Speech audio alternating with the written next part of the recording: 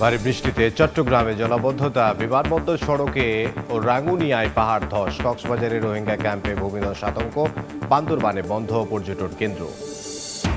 শিরোপা রক্ষার মিশনে আর্জেন্টিনার সামনে মিশর, ভুল শুধরে একাদশে পরিবর্তনের আভাস, পর্তুগালকে হারিয়ে কোয়ার্টারে স্পেন, রোনালদোর অশ্রুসিক্ত বিদায়। আল্লাহু আকবার। আল্লাহু আকবার। خواستم بگم آیوناکه ইরানের পবিত্র নগরী কোমে আয়াতুল্লাহ খামেনির জানাজা, শোক মিছিলে লাখো মানুষের ঢল। কাল নেওয়া হবে ইরাকের কারবালায়, 9 জুলাই মাশহাদে দাফন।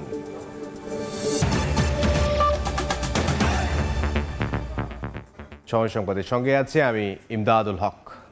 অতি ভারী বৃষ্টিতে চট্টগ্রাম জলাবদ্ধতা তৈরি হয়েছে, যান চলাচলে ব্যাহত, ভোগান্তিতে পড়েছেন নগরবাসী। টানা 3 দিন ধরে বৃষ্টি হচ্ছে চট্টগ্রামে। সকালে ভারী বৃষ্টিতে পতেঙ্গা সৈকত সংলগ্ন সি বিচ পুলিশ বক্সের বিপরীত পাশের রাস্তার অর্ধেক ধসে পড়েছে, তবে এক পাশ দিয়ে গাড়ি চলাচল স্বাভাবিক রয়েছে। তলিয়েছে নগরের বিভিন্ন এলাকা। রাঙ্গুনিয়ায় পাহাড় ধসে ঘরের উপর পড়ে মাটি চাপা পড়েন এক নারী, তাকে উদ্ধার করে হাসপাতালে ভর্তি করে ফায়ার সার্ভিস। প্লাবিত হয়েছে কক্সবাজারের নিম্নাঞ্চল। পটুয়াখালীর রাঙাবোয়ালি উপকূলে মাছ ধরার ট্রলার ডুবে 6 জেলে নিখোঁজ রয়েছেন। ভারী বর্ষণের কারণে বান্দরবানে 10 জুলাই পর্যন্ত সব পর্যটন কেন্দ্র বন্ধ ঘোষণা করেছে প্রশাসন। রাঙামাটির বাঘাইছড়িতে গাছ চাপা পড়ে এক নারী মারা গেছেন। দেশের 4 সমুদ্র বন্দরেই 3 নম্বর সতর্ক সংকেত দেয়া হয়েছে।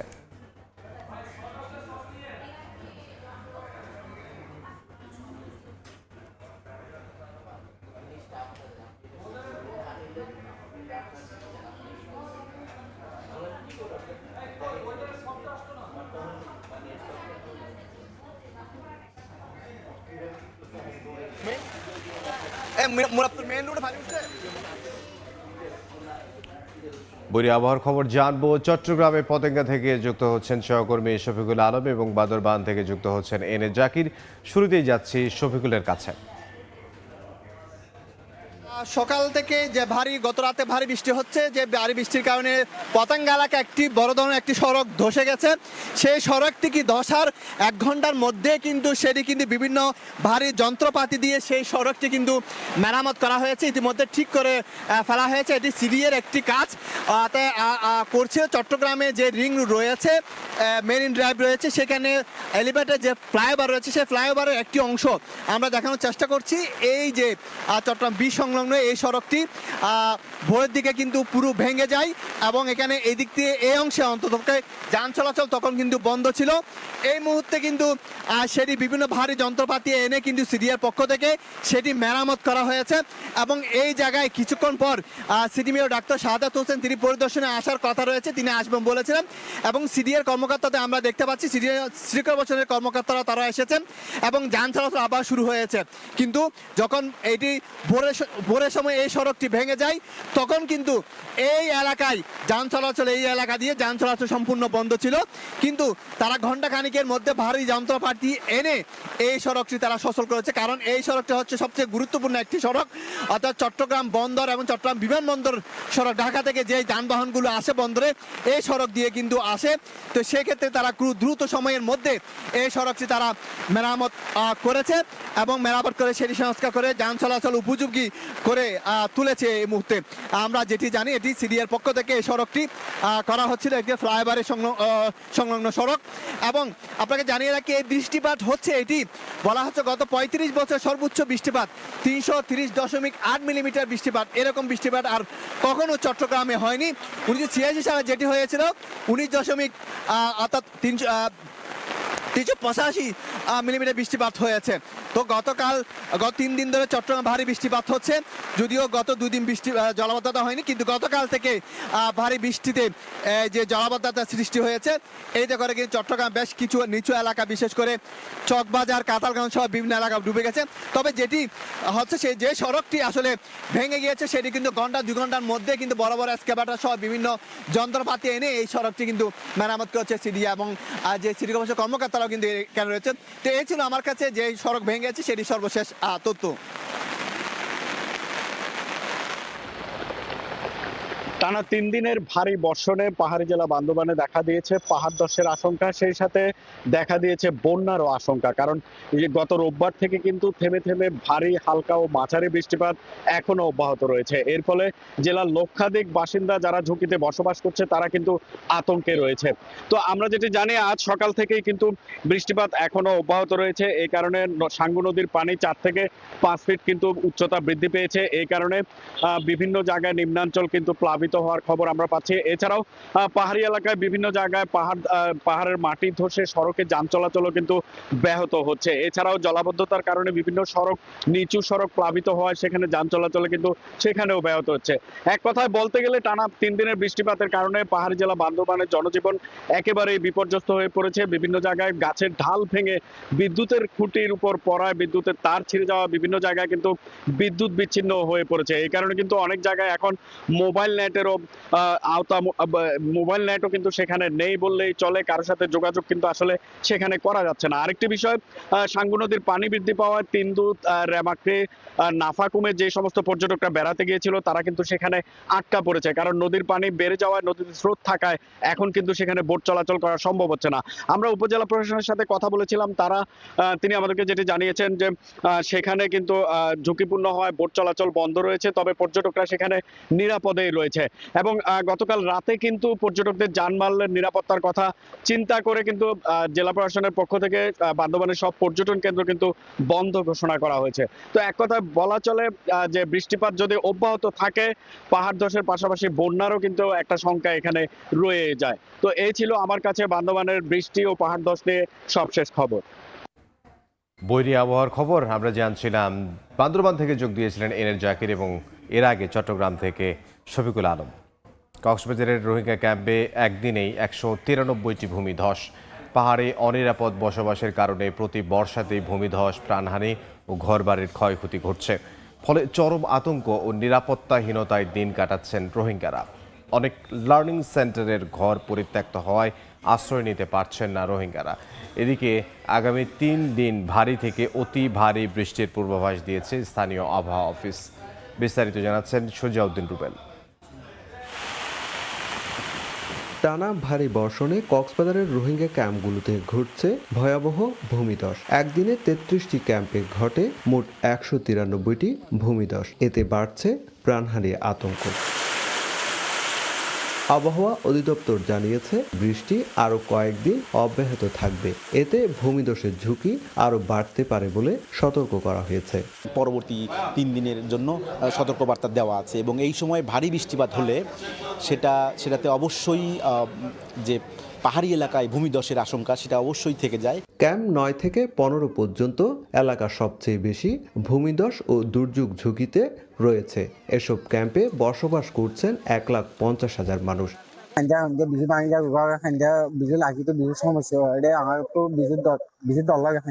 ফায়ার সার্ভিস জানিয়েছে রোহিঙ্গা ক্যাম্পের মাঝি ও স্বেচ্ছাসেবকদের মাধ্যমে নিয়মিত সচেতনতা কার্যক্রম চালানো হচ্ছে। আমাদের যে ইকুইপমেন্টগুলো আছে আমরা সর্বোচ্চ প্রস্তুত রেখেছি, আমাদের টিমটাও রেডি আছে। তবে শরণার্থী ত্রাণ ও প্রত্যাবাসন কমিশন বলছে অর্থ সংকটে ক্যাম্পের অনেক লার্নিং সেন্টার এখন আশ্রয় কেন্দ্র হিসাবে ব্যবহারের অনুপযোগী হয়ে পড়েছে।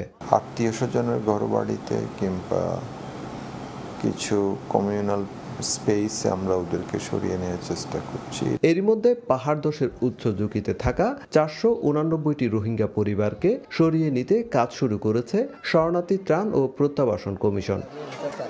সুজাউদ্দিন রুবেল, সময় সংবাদ, কক্সবাজার। এবার ফিফা বিশ্বকাপের খবর। অবহেলা এবং জবাবদিহি না থাকায় মানুষ বছরের পর বছর স্বাস্থ্যসেবা বঞ্চিত বলে মন্তব্য করেছেন জিয়াউর রহমান ফাউন্ডেশনের vice president doctor Zubaida Rahman. বলেন 72% মানুষের দারিদ্রতার বড় কারণ অসুস্থতা। সকালে রাজধানীর একটি হোটেলে বাংলাদেশে স্বাস্থ্যখাত উদ্যোক্তা হওয়ার পথ শীর্ষক আলোচনায় এসব কথা বলেন তিনি। স্বাস্থ্য কোনো বিশেষ সুবিধা নয়, এটি মৌলিক অধিকার উল্লেখ করে ডক্টর জুবাইদা রহমান বলেন প্রতিটি নাগরিকের কাছে মর্যাদা ও সম্মানের সঙ্গে স্বাস্থ্যসেবা পৌঁছে দিতে সরকার কাজ করছে। এ সময় স্বাস্থ্য খাতে বেসরকারি উদ্যোক্তাদের উৎসাহিত করা হচ্ছে বলেও জানান অর্থমন্ত্রী। আর স্বাস্থ্যমন্ত্রী বলেন গ্রাম পর্যায়ে প্রাথমিক স্বাস্থ্যসেবা নিশ্চিতে কাজ করছে সরকার।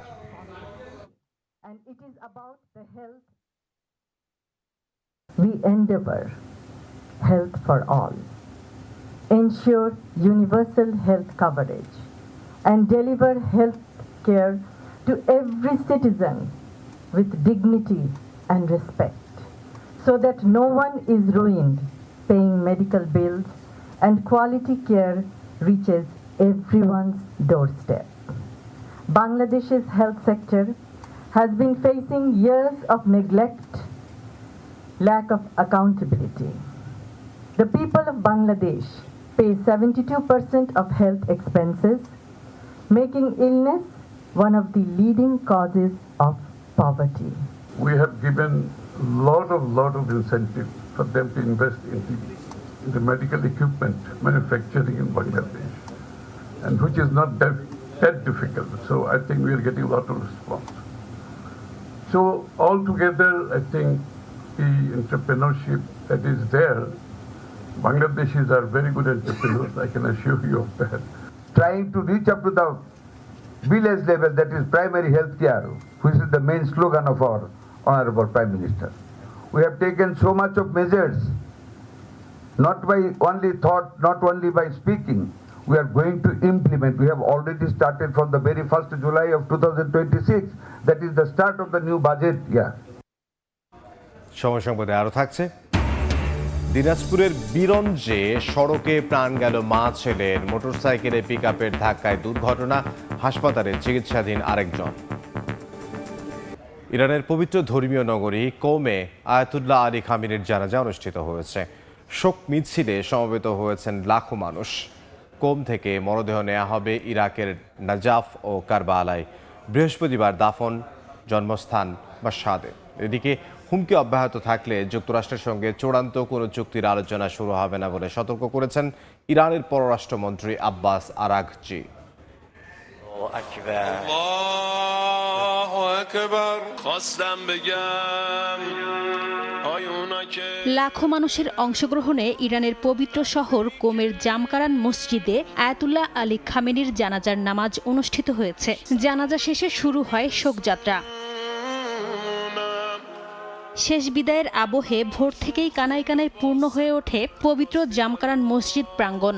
লাখো মুসল্লি, শীর্ষ আলেম, সরকারি কর্মকর্তা, সামরিক কমান্ডার সহ বিভিন্ন শ্রেণী পেশার মানুষ অংশ নেন। পরে সেখান থেকে হযরত ফাতিমা মাসুমা সাল্লাল্লাহু আলাইহি ওয়াসাল্লামের মাজারের উদ্দেশ্যে মরদেহ বহনকারী শোকযাত্রা বের হয়। ইরানের জাতীয় পতাকা ও প্রতিশোধের প্রতীক লাল পতাকা হাতে লাখো মানুষ সেই শোক মিছিলে যোগ দেন।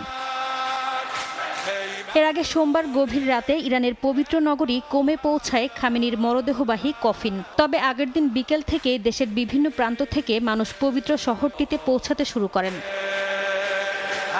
কোমে শেষ বিদের আনুষ্ঠানিকতা শেষে বুধবার প্রতিবেশী ইরাকে নেওয়া হবে খামেনির মরদেহ।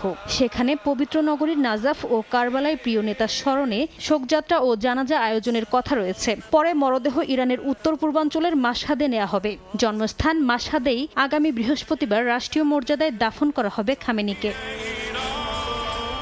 এদিকে হুমকি অব্যাহত থাকলে যুক্তরাষ্ট্রের সঙ্গে চূড়ান্ত কোনো চুক্তির আলোচনা শুরু হবে না বলে সতর্ক করেছেন ইরানের পররাষ্ট্রমন্ত্রী আব্বাস আরাঘচি। সামাজিক যোগাযোগ মাধ্যম এক্সে দেয়া এক পোস্টে তিনি জানান, কোনো হুমকি ইরানের জনগণ বা সশস্ত্র বাহিনীকে দমাতে পারবে না। এর আগে রোববার যুক্তরাষ্ট্র ইরানের সঙ্গে চুক্তিতে পৌঁছাবে নয়তো সামরিক ব্যবস্থা নেবে বলে হুঁশিয়ারি দেন মার্কিন প্রেসিডেন্ট ডোনাল্ড ট্রাম্প।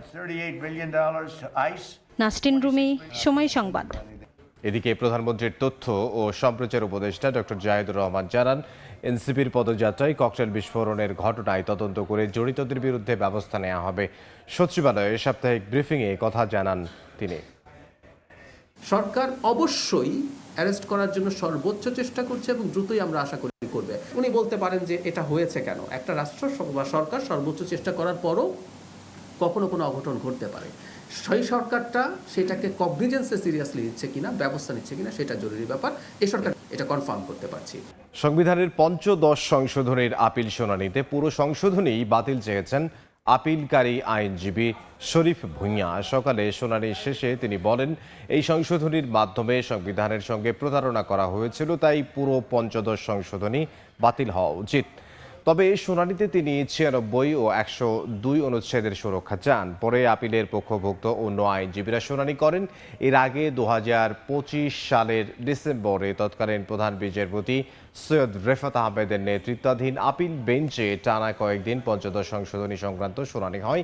নির্বাচনের আগে অতীতের মতো পঞ্চদশ সংশোধনী নিয়ে কোনো প্রশ্নবিদ্ধ রায় দিতে চান না বলে শুনানি মুলতবি রাখেন সর্বোচ্চ আদালত। এখন ফের নতুন করে শুনানি শুরু হলো।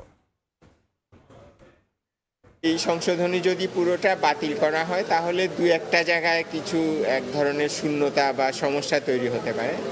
এর মধ্যে সবচেয়ে উল্লেখযোগ্য হলো যে সুপ্রিম জুডিশিয়াল কাউন্সিল বলে যে প্রতিষ্ঠানটা আছে, যেটার মাধ্যমে সুপ্রিম কোর্টের বিচারকদের অসদাচরণের বিষয়ে অনুসন্ধান করা হয় এবং বিচারকদেরকে অব্যাহতি দেওয়া হয়। আরও কিছু রাষ্ট্রীয় প্রতিষ্ঠানের পদাধিকারীদেরকেও এই সুপ্রিম জুডিশিয়াল কাউন্সিলের মাধ্যমে অ্যাকাউন্টেবল করা হয়। তো একটা সমস্যা হলো যে পঞ্চদশ সংশোধনী বাতিল হলে এই সুপ্রিম জুডিশিয়াল কাউন্সিল বিষয়টা বাদ করে যেতে পারে সংবিধান থেকে। সংবাদে আরও থাকছে। দিনাজপুরের নবাবগঞ্জে সড়কে নিম্নমানের সামগ্রী ব্যবহারের অভিযোগ, কাজ বন্ধ করে দিয়েছে ক্ষুব্ধ এলাকাবাসী। ভোগান্তিতে চলাচলকারীরা তদন্ত কমিটি গঠন করেছে প্রশাসন। দিনাজপুরের বীরগঞ্জে পিকআপের ধাক্কায় মোটরসাইকেল আরোহী মা ছেলের মৃত্যু হয়েছে। ঘটনায় আহত হয়েছেন বাবা।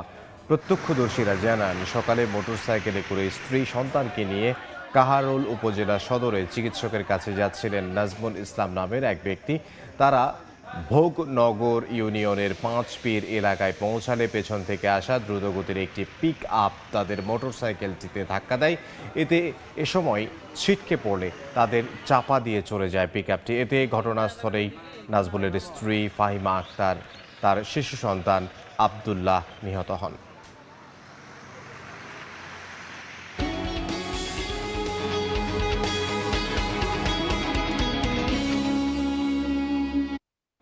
চট্টগ্রাম বন্দর থেকে 4 বছরে আমদানি পণ্য বোঝাই 250 কন্টেইনার উধাও হয়ে যাওয়ার অভিযোগ নিয়ে বন্দরের সঙ্গে কাস্টমস হাউসের টাগ অফ ওয়ার শুরু হয়েছে। এ নিয়ে সরকারি দুটি গুরুত্বপূর্ণ সংস্থার মধ্যে চলছে পাল্টাপাল্টি অভিযোগের চিঠি চালাচালি। শেখর ক্যামেরায় বিস্তারিত জানাচ্ছেন কমতে। বিদেশ থেকে আমদানি করা যে কোনো পণ্য চট্টগ্রাম বন্দরে আসার পর কাস্টমসের মাধ্যমে শুল্কায়ন সহ নানা প্রক্রিয়া সম্পন্ন হলে ডেলিভারি দেওয়ার রীতি। কিন্তু চট্টগ্রাম কাস্টম হাউসের পক্ষ থেকে বন্দরের কাছে দেওয়া এক চিঠিতে এ ধরনের পণ্য বোঝাই 250টি কন্টেনারের হদিস মিলছে না বলে অভিযোগ তোলা হয়। মূলত চোরাচালান, রাজস্ব ফাঁকি সহ সন্দেহজনক পণ্যের গোপন তথ্য থাকায় এসব কন্টেনার খালাস স্থগিত বা লক করে দেওয়া হয়েছিল। ঝুঁকিপূর্ণ যেসব পণ্য চালান থাকে সেটা প্রি হিস্ট্রি দেখা হয়, ইনফরমেশন ঘাটা হয়, বিভিন্ন ধরনের তথ্য উপত্য যাচাই বাছাই করেই আসলে লক দেওয়া হয় কোনো কনসাইনমেন্ট। এদিকে বন্দরের তথ্য অনুযায়ী কাস্টমসের অভিযোগ তোলা একটি কন্টেনারও হারিয়ে যায়নি বলে দাবি বন্দরের এ কর্মকর্তার। এ নিয়ে সোমবার সন্ধ্যায় কাস্টমসকে চিঠিও দিয়েছে বন্দর কর্তৃপক্ষ। কোনো কন্টেনার বা পণ্য চালান মিসিং এ ধরনের কোনো বিষয় কিন্তু এখানে নেই। কাস্টমস কর্তৃপক্ষ কিছু নির্দিষ্ট পণ্য চালানের তথ্য আমাদের কাছে জানতে চেয়েছে, যার পরিপ্রেক্ষিতে আমরা বিস্তারিত তথ্য কাস্টমস কর্তৃপক্ষকে জানিয়েছি। আমদানিকৃত পণ্য বোঝাই কন্টেনার হদিস না পাওয়া নিয়ে বন্দর এবং কাস্টমসের এই চিঠি চালাচালিতে উদ্বিগ্ন বন্দর ব্যবহারকারী ব্যবসায়ীরা। কন্টেনার উধাও হওয়ার পেছনে দুষ্ট চক্র থাকতে পারে এবং এই দুষ্ট চক্রের সাথে কারা জড়িত, চোরাচালানির সাথে যুক্ত আছে, তারা কিন্তু অনেক সময় কন্টেনারের যে পণ্য, যে পণ্য নিয়ে আসে সেই পণ্যটা সাধারণত তারা ডিক্লেয়ার দেয় না। বছরে চট্টগ্রাম বন্দরের মাধ্যমে আমদানি রপ্তানি পণ্য বোঝাই 34 থেকে 35 লাখ কন্টেনার হ্যান্ডেলিং হয়। এসব কন্টেনার বন্দরের প্রবেশ কিংবা ডেলিভারি নিতে অতিক্রম করতে হয় অন্তত 4 স্তরের নিরাপত্তা বলয়। এমনকি চোরাচালান কিংবা শুল্ক ফাঁকি দিতে মিথ্যা ঘোষণার সন্দেহ হলে অ্যাসাইকুরা ওয়ার্ল্ড সিস্টেম সফটওয়্যারের পণ্যের ডেলিভারি আটকে দিয়ে কায়িক পরীক্ষা করে কাস্টমস কর্তৃপক্ষ। কমল দে, সময় সংবাদ, চট্টগ্রাম। অস্বাভাবিক কিংবা প্রশ্নবিদ্ধ যে কোনো মৃত্যুর প্রকৃত রহস্য উদ্ঘাটনের সবচেয়ে গুরুত্বপূর্ণ ধাপ ময়নাতদন্ত। কিন্তু সেই ময়নাতদন্তকে ঘিরে খোদ রাজধানীর সরকারি হাসপাতালগুলোতে চলছে নীরব চাঁদাবাজি। সোহরাওয়ার্দী মেডিকেল কলেজ হাসপাতালের মর্গে এলে যেন অসহায় স্বজনরা। অভিযোগ রয়েছে, হাসপাতালের ফরেনসিক চিকিৎসক ও বিভাগীয় প্রধান মর্গ থেকে প্রতি মাসে নেন 30,000 টাকা। রাজধানীর সরকারি হাসপাতালের মর্গের বেহাল দশা নিয়ে খলিলুর রহমানের ছবিতে কামরুল হাসানের 2 পর্বের ধারাবাহিকের আজ দেখুন প্রথম পর্ব। যারা আসে তাদেরকে আমাদের হয়রানি করতে হয়। ফরেনসিকের বড় ম্যাডাম তাকে মাসে 30,000 টাকা করে দিতে হবে। এই 30,000 টাকা আমরা কইতে পারবো যে যারা লাশ নিয়ে আসে অবশ্যই তাদের থেকে নিতে হয় আমাদের। রাজধানীর সরকারি হাসপাতালগুলোর মর্গে ময়নাতদন্ত ঘিরে হয়রানির যেন শেষ নেই। অনিয়ম আর দুর্নীতি এখন অলিখিত নিয়ম। ভুক্তভোগীদের ভাষায় এ যেন মরেও শান্তি নেই। স্বজনদের দাবি, টাকা ছাড়া ময়নাতদন্তের কাজ এগোয় না। পদে পদে মর্গের সহকারীদের দিতে হয় চাঁদা। ময়নাতদন্তকে কেন্দ্র করে গড়ে উঠেছে একটি অনিয়মের চক্র। লাশ গ্রহণ থেকে শুরু করে সংরক্ষণ, ময়নাতদন্তের বিভিন্ন ধাপে নেওয়া হয় অবৈধ অর্থ। এতে সবচেয়ে বেশি ভোগান্তিতে পড়েন নিহতদের স্বজনরা। ময়নাতদন্ত প্রতি গুনতে হয় 6 থেকে 7,000 টাকা, কিংবা কখনো কখনো তারও বেশি। লাশটা নামাইতে ওনাদেরকে টাকা দিতে হয়, লাশটা উড়াইতে ওনাদের বকশিশ দিতে হয়। সরকারি হসপিটাল হইয়া যদি টাকা চায় তাহলে আমরা কোথায় গিয়ে আমরা সেবাটা পাবো? বলছে যে 5-6 হাজার টাকা লাগবে এটা করতে ওয়াশ করতে। সবচেয়ে গুরুতর অভিযোগ শহীদ সোহরাওয়ার্দী মেডিকেল কলেজ হাসপাতালের ফরেনসিক মর্গকে ঘিরে। হাসপাতালটির মর্গে সহকারী হিসেবে আউটসোর্সিংয়ে একমাত্র নিয়োগপ্রাপ্ত জীবন ওরফে জানুলাল। আবার তার সহকারী হিসেবে রয়েছেন সেলিনা নামে বহিরাগত এক নারী। অভিযোগ রয়েছে মর্গের একচ্ছত্র আধিপত্য সেলিনা ও জীবনের হাতে। তাদের প্রশ্রয় দেন খোদ হাসপাতালের ফরেনসিক চিকিৎসক ও বিভাগীয় প্রধান ডাক্তার নাসাদ জাবিন। শুধু তাই নয়, সোহরাওয়ার্দীর মর্গে ময়নাতদন্ত করতে এলে স্বজনদের একটি তালিকা ধরিয়ে দেন জীবন, যা কিনতে হবে মর্গের কাছে গড়ে ওঠা দোকান থেকে। তাদের সাথে আছে বিনিময় চুক্তি। সোহরাওয়ার্দী হাসপাতালের মর্গে একটি বডি পোস্টমর্টম করতে গেলে ভুক্তভোগীর পরিবারের সদস্যদের এই ধরনের একটি লিস্ট ধরিয়ে দেওয়া হয় এবং সেখানে বলা হয় যে বাজারের ব্যাগ, রিন পাউডার, ডেটল সাবান সহ ইত্যাদি আনুষঙ্গিক যে দ্রব্য রয়েছে সেগুলো কিনে আনতে হয় এবং অভিযোগও রয়েছে সেসব পণ্য যেই পোস্টমর্টমের কাজ সেই কাজে ব্যবহার হয় না এবং পরবর্তীতে আবারও এই ধরনের যে দোকান থেকে কেনা হয় সেখানেই ফেরত দেওয়া হয়। হাসপাতালটির মর্গের এসব অনিয়মের কারণ খুঁজতে মাঠে নামে সময় সংবাদ। পরিচয় গোপন রাখার শর্তে একজন তুলে ধরেন মর্গের ভেতরের অজানা রহস্য। কাজ করতে আমাদের ফরেনসিকের বড় ম্যাডামকে মাসে 30,000 টাকা করে একজন দিতে হবে। তারা বড় ডিপার্টমেন্টের লোক দিকে তাদেরকে কেউ কিছু বলে না, আমাদেরকে খালি হয়রানি করবেন। আমরা টাকাটা কোথায় পাবো? যারা লাশ নিয়ে তাদের কাছ থেকে আদায় করতে হয়। আপনি যদি টাকা না দেন আপনি লাশ সেলাই করবো না, টানা দিয়ে ছেড়ে দিব। তখন ভয় দেখায়, তখন টাকা দেয়। এই কর্মচারীর বক্তব্যের সূত্র ধরে বেরিয়ে আসে আরো ভয়াবহ তথ্য। সোহরাওয়ার্দী হাসপাতালের মর্গে যারা কাজ করেন তারা সরকারি নিয়োগপ্রাপ্ত নন। অভিযোগ আছে মর্গের সহকারীদের চাপ দিয়ে মাসিক 30,000 টাকা আদায় করেন ফরেনসিক চিকিৎসক ডাক্তার নাসাদ জাবিন। আমরা কাজ করি, যে যা দেয় খুশি হয়ে ওটা দিয়ে আমাদের চলে, তো 500 দেয়, কেউ 100 দেয়। এ বিষয়ে আনুষ্ঠানিক বক্তব্য নিতে ডাক্তার নাসাদ জাবিনের মুখোমুখি হয় সময় সংবাদ।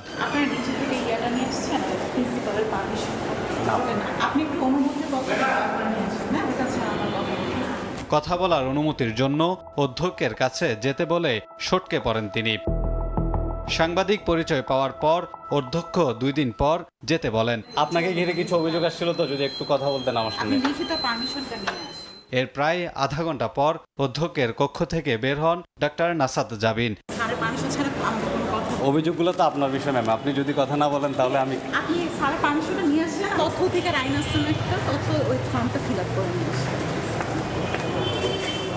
হত্যা, আত্মহত্যা কিংবা যে কোনো প্রশ্নবিদ্ধ মৃত্যুর সঠিক কারণ জানতে করা হয় ময়নাতদন্ত।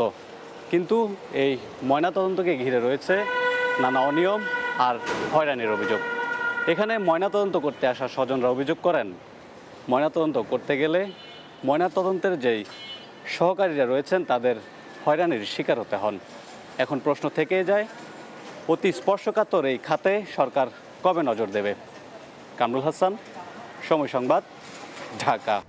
দিনাজপুরের নবাবগঞ্জ উপজেলায় একটি গুরুত্বপূর্ণ সড়ক সংস্কারে চরম অনিয়ম ও নিম্নমানের সামগ্রী ব্যবহারের অভিযোগ উঠেছে। এতে ক্ষুব্ধ হয়ে সড়ক নির্মাণ কাজ বন্ধ করে দিয়েছে এলাকাবাসী। এদিকে নিম্নমানের কাজের বিষয়ে লিখিত অভিযোগ পেয়ে তদন্ত কমিটি গঠন করেছে উপজেলা প্রশাসন। হিলি থেকে শফিকুল ইসলাম শফিকের তথ্য ও আমির হামজার ছবিতে রিপোর্ট। সড়কের নির্মাণ কাজের বালুর পরিবর্তে ব্যবহার করা হচ্ছে মাটি। দিনাজপুর নবাবগঞ্জ শালকুড়িয়া ইউনিয়নের ফুটানি মোড় এলাকা থেকে খায়রুলের বাড়ি পর্যন্ত প্রায় 2 কিলোমিটার রাস্তা নির্মাণের কাজ শুরু করে ঠিকাদারি প্রতিষ্ঠান রাজশাহী বরেন্দ্র কনস্ট্রাকশন। তবে সড়ক সংস্কারের নানা অনিয়মের অভিযোগ তুলে কাজ বন্ধ করে দেয় স্থানীয়রা। এতে শুষ্ক আবহাওয়ায় প্রচণ্ড ধুলাবালি আর সামান্য বৃষ্টিতে খানাখন্দ সৃষ্টি হওয়ায় ভোগান্তিতে রয়েছেন কয়েক হাজার পথচারী। যানবাহন চলাচলও প্রায় বন্ধ হওয়ায় সবচেয়ে বেশি ভোগান্তিতে স্কুল কলেজের শিক্ষার্থী, ব্যবসায়ী ও অসুস্থ রোগীরা। আমরা স্কুলে যাইতে পারি না কাদার জন্য, আত্মীয় স্বজন আসতেছে না, মেয়ে ছেলে বিয়ে হচ্ছে না, মোটরসাইকেল সব উল্টে যায়, মানুষ চলাফেরা করবে, স্কুলে যাবে, এ ধরনের কোনো পরিস্থিতি নেই। অন্য জায়গায় 1000-1200 টাকা ধান, আমাকে 700-800 টাকা ধান বিক্রি করবেন। বালি ফেলার জন্য কন্ট্রাক্টর লোক পাঠাইছিল, কিন্তু এই বালি ছিল না, এগুলা ছিল হচ্ছে মাটি। তবে অনিয়মের অভিযোগ অস্বীকার করে সংশ্লিষ্ট ঠিকাদার প্রতিষ্ঠান। আর নিম্নমানের সামগ্রী দিয়ে কোনো প্রকার কাজ করার সুযোগ নেই জানিয়ে অভিযোগের বিষয়ে তদন্ত কমিটি গঠন করা হয়েছে জানান সংশ্লিষ্ট কর্মকর্তা। এই অভিযোগটা সম্পূর্ণই একটা ভিত্তিহীন, মাল তো ওখানে ফেলাই আছে, সবার চোখে দেখা জিনিস। ঠিকাদার সাহেবকে আমরা চিঠিও দিয়েছি যে 2-3 গাড়ি বালু উনি ফেলাইছে বেডে, সেটা অপসারণ করে নতুন করে বালু ফেলবে। এটা তদন্ত করা হবে এবং যদি কোনো ধরনের অনিয়ম পাওয়া যায় সেক্ষেত্রে আইনানুগ ব্যবস্থা নেওয়া হবে।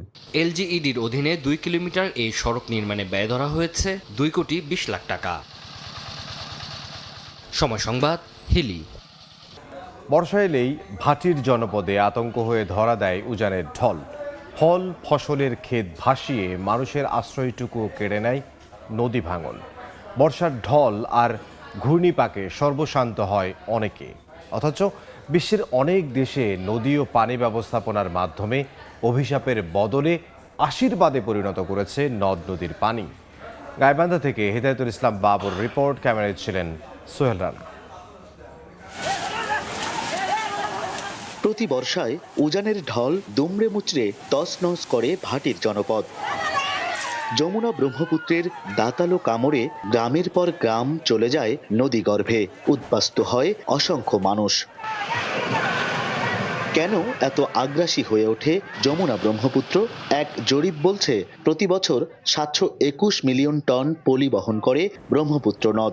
এই পলি অপসারণের উদ্যোগ না থাকায় বর্ষার জল অভিশাপ হয়ে ধরা দেয় ভাটিতে। তো আমরা নদী এলাকার লোক কি করবো, আগে জুল কাজ করতো, এই জায়গাটা ভাঙতো না। নদীর তলদেশটা ভরে যাওয়ার কারণেই অল্প পানিতে আমাদের নদীটা প্লাবিত হয়ে যায়। রুম ফর দ্য রিভার নীতিতে নদীর অববাহিকা চওড়া ও গভীর করে বিশাল ব্যারেজ জলকপাটের মাধ্যমে ধরে রাখা পানি নৌ যোগাযোগ ও কৃষিতে লবণাক্ততা দূর করতে ব্যবহার করে নেদারল্যান্ডস। নদীর উদ্বৃত্ত পানি শুষ্ক অঞ্চলে ব্যবহারের পাশাপাশি জলবিদ্যুৎ উৎপাদন করছে চীন। খাল ও ছোট নদীগুলোর নেটওয়ার্ক করে কৃত্রিম জলাধারে বৃষ্টির পানি জমিয়ে রাখে সিঙ্গাপুর। মার্কিন যুক্তরাষ্ট্র, জাপান, মিশর ও পাশের দেশ ভারত কৃষি ও সেচ, জলবিদ্যুৎ, নৌ বাণিজ্য এবং শিল্প কারখানায় ব্যবহার করছে নদীর পানি। এসব দেশের মতো বাংলাদেশেও নদী ও পানি ব্যবস্থাপনার মাধ্যমে আশীর্বাদ হতে পারে বর্ষার জল। বৃষ্টি এবং বন্যার যে পানি আসে সেই পানিকে কিভাবে আমরা আমাদের বার্ষিক কাজে লাগাতে পারি সে ব্যাপারেও আমাদের একটা বিবেচনা থাকা দরকার। ব্রহ্মপুত্র, তিস্তা, ধরলা, তো সেগুলোর সাথে যে শাখা নদীগুলো আছে সেগুলোকে আমাদের সংযোগ ঘটানো দরকার এবং সেগুলোই রিজার্ভার হিসেবে কাজ করতে পারে। যমুনা ব্রহ্মপুত্রের তীরবর্তী এলাকায় প্রতি বছর বন্যা ভাঙনে হাজার হাজার মানুষ এলাকা ছাড়া হয়। হেদায়েতুল ইসলাম বাবু, সময় সংবাদ, গাইবান্ধা। এ পর্যায়ে শীর্ষ সংবাদগুলো জানিয়ে দিচ্ছে আরও একবার। ভারী বৃষ্টিতে চট্টগ্রামে জলাবদ্ধতা, বিমানবন্দর সড়কে ও রাঙ্গুনিয়ায় পাহাড় ধস। কক্সবাজারে রোহিঙ্গা ক্যাম্পে ভূমিধস আতঙ্ক, বান্দরবানে বন্ধ পর্যটন কেন্দ্র। শিরোপা রক্ষার মিশনে আর্জেন্টিনার সামনে মিশর, ভুল শুধরে একাদশে পরিবর্তনের আভাস। পর্তুগালকে হারিয়ে কোয়ার্টারে স্পেন, রোনালদোর অশ্রুসিক্ত বিদায়। আল্লাহু আকবার। خواستم بگم آیوناکه ইরানের পবিত্র নগরী কোমে আয়াতুল্লাহ খামেনির জানাজায় শোক মিছিলে লাখো মানুষের ঢল। কাল নেওয়া হবে ইরাকের কারবালায়, 9 জুলাই মাশহাদে দাফন।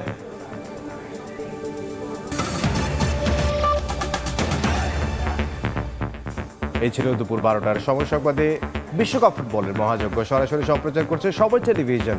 দেখতে চোখ রাখুন সময়ের পর্দায়। এরপর খেলার সময় সঙ্গে থাকবেন সহকর্মী মারিয়া সোহরাওয়ার্দী। ইমদাদ, আপনাকে ধন্যবাদ। খেলার সময় নিয়ে আসছে কিছুক্ষণ পর, সঙ্গে থাকুন সময়।